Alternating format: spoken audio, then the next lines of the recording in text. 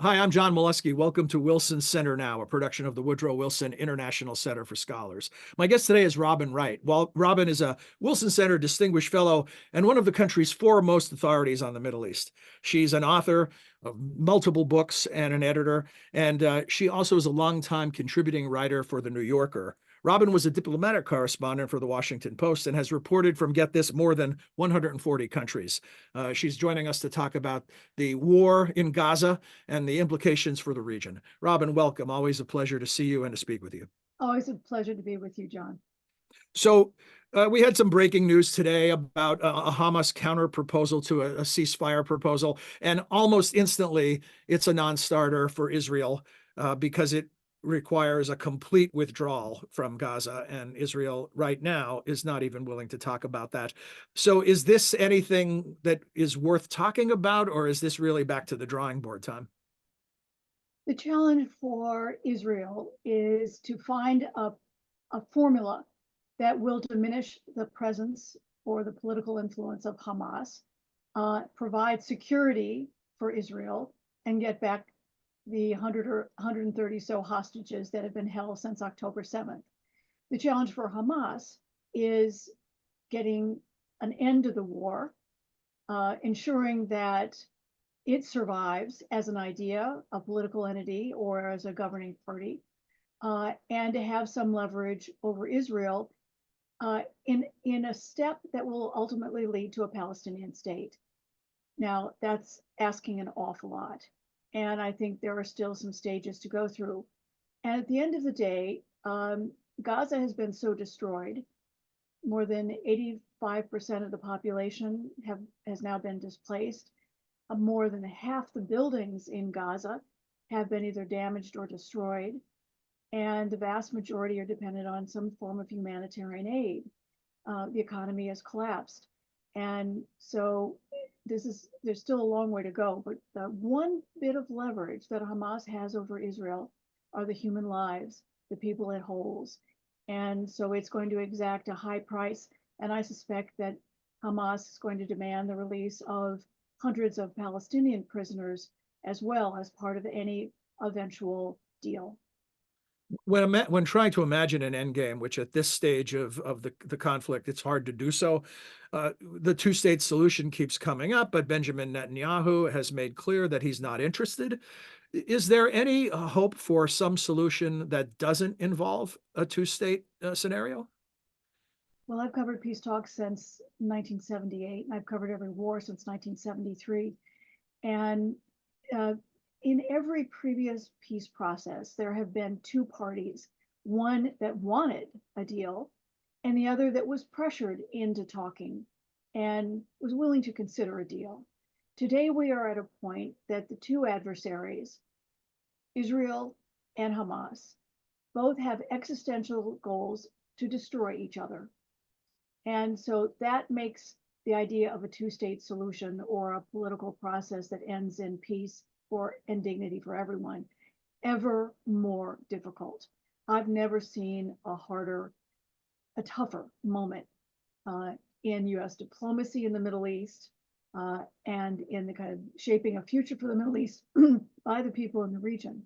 And Benjamin Netanyahu, the prime minister, has rejected a two-state solution.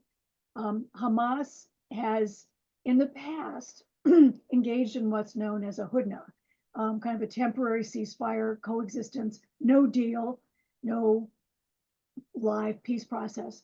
But at least they coexisted, if not formally. And I think that's probably the best we're going to get in the short term.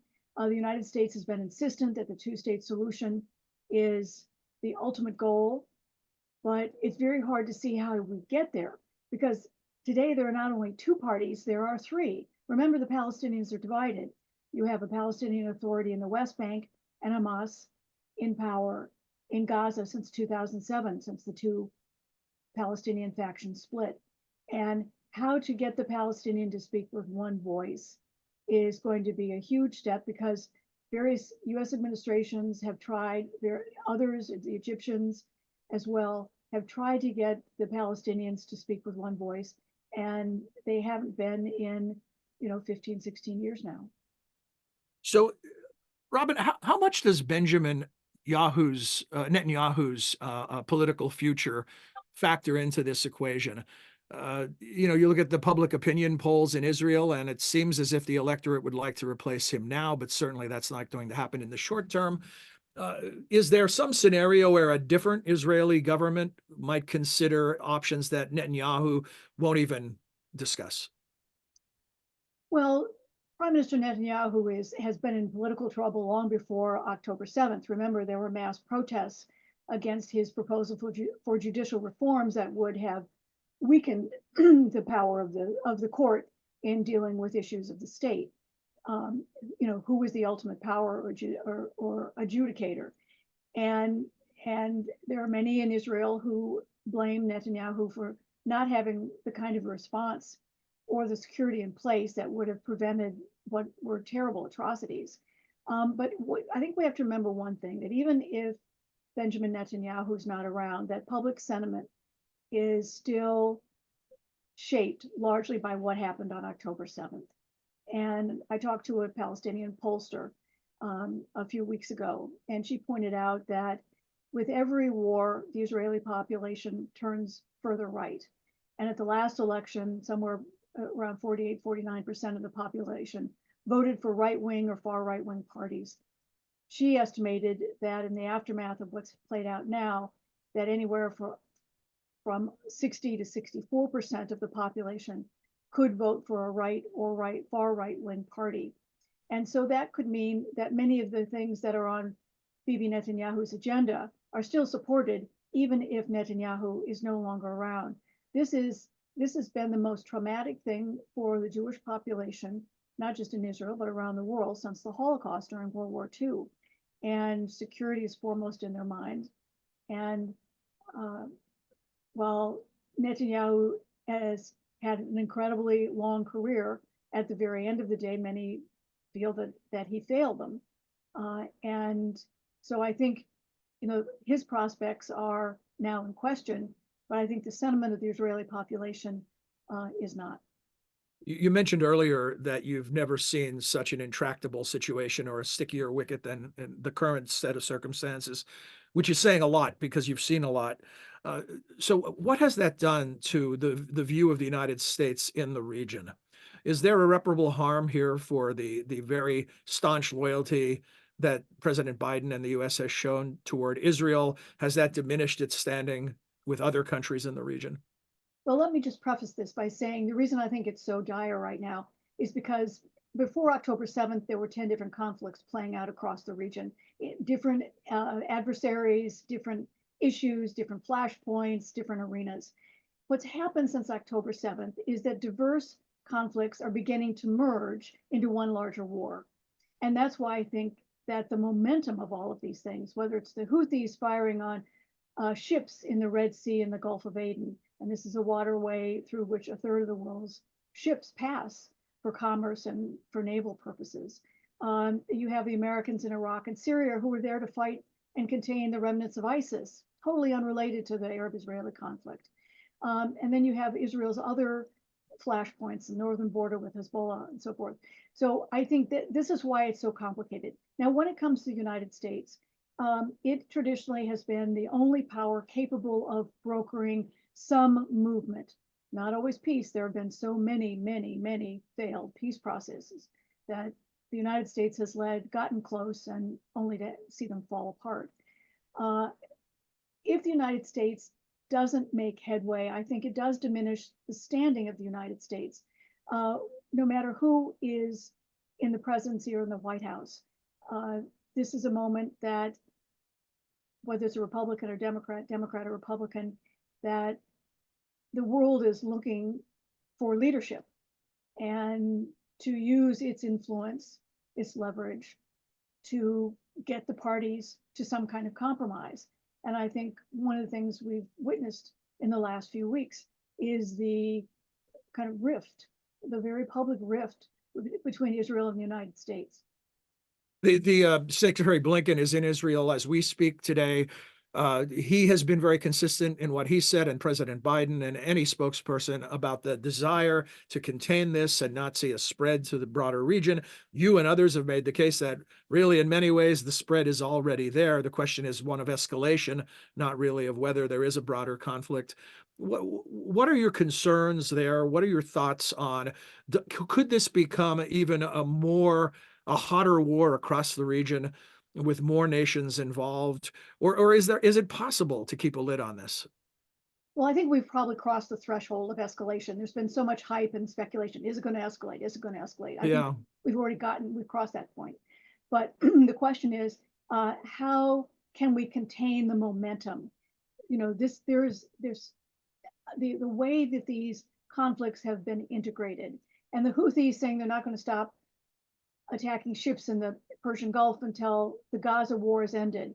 And U.S. troops who are trying to carry out a mission against ISIS are coming under attack from militias in the Axis of Evil, which is a wide network of Iranian-backed militias in the region that are allied with Hamas and Hezbollah, but have their own agendas domestically, and they want the Americans out unrelated to Gaza. So this is, again, it's not just whether the United States can get a deal between Israel and Hamas that is short-term, ceasefire, exchange of hostages, that then becomes in some way permanent and allows a political process to take place. I think it's, the steps are obvious. They have been for years in terms of how do you get to a two-state solution. But there's always some issue that comes up that blocks things and then it deteriorates. And we've gotten to a point that it's going to be harder than ever. But then even if in the best of all possible worlds, you get a deal, there's not just a roadmap we've had roadmaps before, to a two-state solution, but there is the beginnings of it, moving beyond the Oslo Accords, making something that is tangible. Then you have to deal with all these other flashpoints. And we talk about, when did this all begin? Was it, the American invasion of Iraq in 2003? I think it goes back 40 years, that the tensions emanate in many ways, the kind of core issue where the original flashpoint was the Iranian Revolution in 1979, which was designed as much as to get the US out of the region as to end the monarchy. And Iran has unfortunately been very successful at creating a network of militias willing to take on major powers, whether it's Israel, the United States, or US allies in the region. And so we have an immediate problem, and then we have a long-term problem that dates back decades. And I don't think we actually get to a place where there's equilibrium in the region, stability, even if there's still rivalries, political rivalries there will always be, but where they're not fighting each other. I think that's a much bigger picture, and it's going to take much more than a few weeks or a few months. On the question of Iran and the role of Iran in the region and potentially behind the scenes in a conflict like this, your work on Iran has set the standard, really, and you've been watching this country for a long, long time.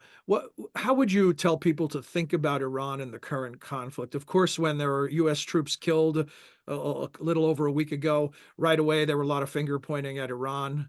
How should we think about Iran's role in what's happening today in Gaza? Yes, I first went to Iran in 1973, so I'm now a half century into this country.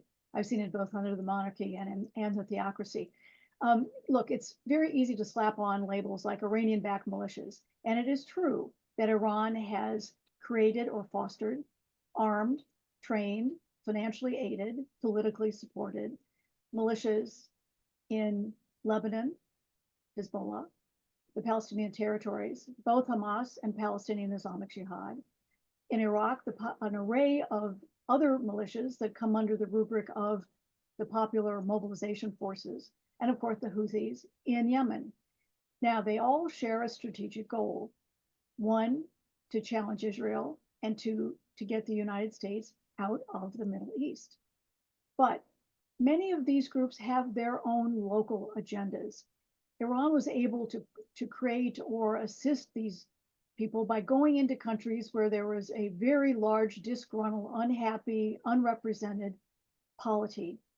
And Iran helped create militias. But over the last 4 decades, all of these militias have integrated politically into each of these countries in ways that have made them very influential political parties that cannot simply be pushed aside with, airstrikes and artillery.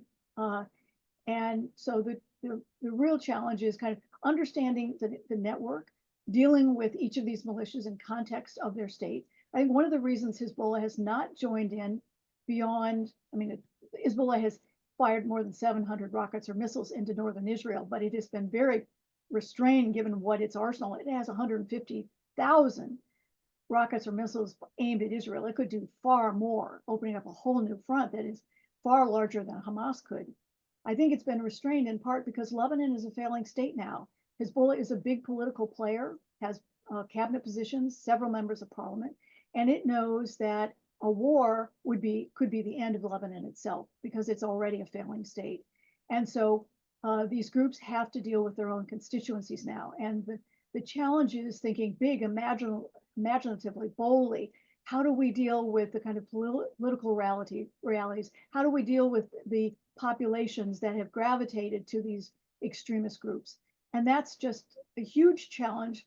Undoing a problem of 40 years, could take another 40 years. This is something we've kind of let happen.